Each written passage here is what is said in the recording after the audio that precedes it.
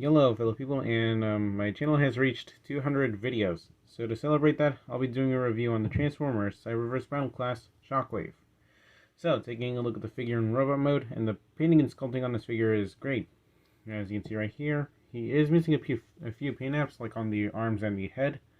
But even then, he still looks pretty accurate to how he looked in the show, and it doesn't really seem bothersome, to say the least. So, yeah. I don't really have anything else to say about the painting and sculpting. Let's just move on to accessories. He comes with 3 accessories, that being the cable, which is partially attached to this blaster, and basically you just plug that onto the blaster. You plug the blaster onto the hand, and then you plug the cable onto the back of his shoulder, as you can see right there. He also comes with this headgear. That was from season 3.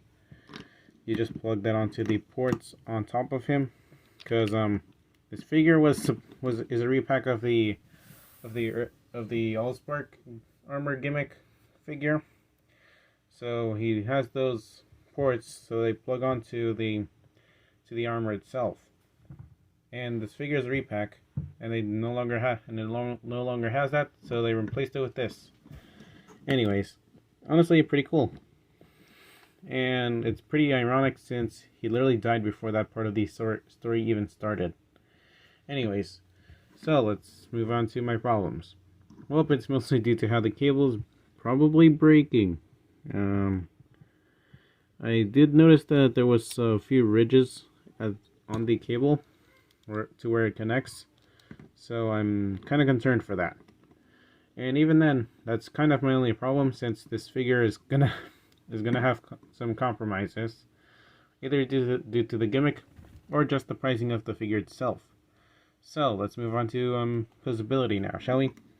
He has no head rotation, but you can cheat it by untabbing the panel from the back, so he can look down that far and look up that far, down to where his head is no longer visible, and he just looks like a drone. Anyways, he has a full 360 at the arms. And because of how this cable is only attached to the shoulder, it's not even limited. Anyways, he has a swivel at the bicep. His arms can spread out that far, as you can see right there. A 90-degree elbow bend, and it's kind of limited with the cable. Anyways, ball drain at the thigh. He has a thigh swivel due to his transformation. He can kick back that far and kick that far. Over a 90-degree knee bend. And can he do a split? No. So that's basically all of his posability. So let's just move on to size comparisons now, shall we? Here we have him compared next to the Piggy Duo, as you can see right there. Here we have him compared next to Core Class Shockwave, as you can see right there.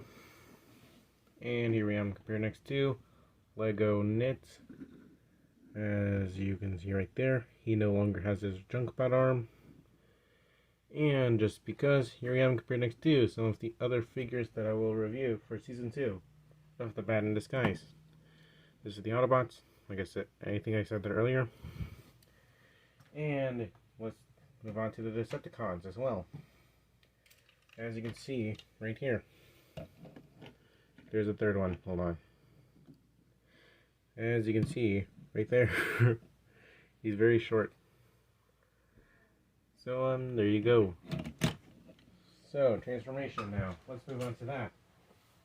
It's really simple.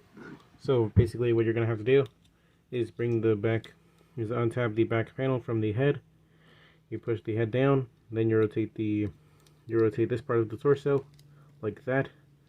Then you bring back this panel, rotate the arms, take out the weapon, plug it onto the back side.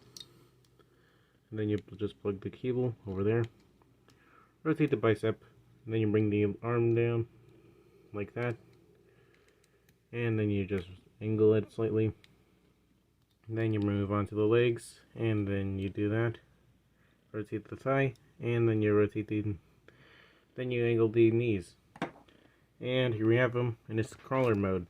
And even though I said this is his crawler mode, it's more or less I'm guessing a crawler tank mode. I'm not sure what it is though. And to be honest, it doesn't look bad. The painting and sculpting is great. Still, and I genuinely don't have anything else to say. So I do have a fan mode version of this. You just do that, and that's basically it. It does show his head, but even then, that's basically it. It just gives him an abdomen. Anyways, so yeah, I have nothing else. I don't really have any problems with the tank mode. It looks pretty good. So I kind of wish that if you try rotating his legs, they don't look small like that, which is usually why I like to display them out like this. Yeah. Anyways, let's move on to possibility now, shall we? He can do a full 360 at both of his arms. With this part, he has a swivel at the biceps, and I'm not sure what type of bend that could qualify as. Ball joint at the back of his thighs, a swivel, and basically it's the same rotation as his limbs from his robot mode. Let's just move on to size comparisons now, shall we? Oh frick, I forgot. He does have a bit of a swivel on the turret. And I forgot to mention this, but his turret is Bluetooth compatible. That's right, Bluetooth compatible. And honestly, that's pretty cool. So, let's move on to size comparisons now, shall we? Here we are compared next to the Piggy Duo, as you can see right there. Moving on, here we are compared next to Core Class Shockwave, as you can see right there. Here we are compared next to the Autobots I will review in the future, as you can see right there. And be right back. Here we are compared next to some Decepticon jet formers, as you can see right here. Be right back. So, my real final thoughts on this figure. This figure is great. So, there's a lot of things that are great about him. And yeah, that being the transformation, old mode, and robot mode. So, would I recommend him? Well, sure. He's a pretty fun toy to mess around with, as well. And I have nothing else to say. So, this is basically it for this video. And I'll see you guys next time. Bye now.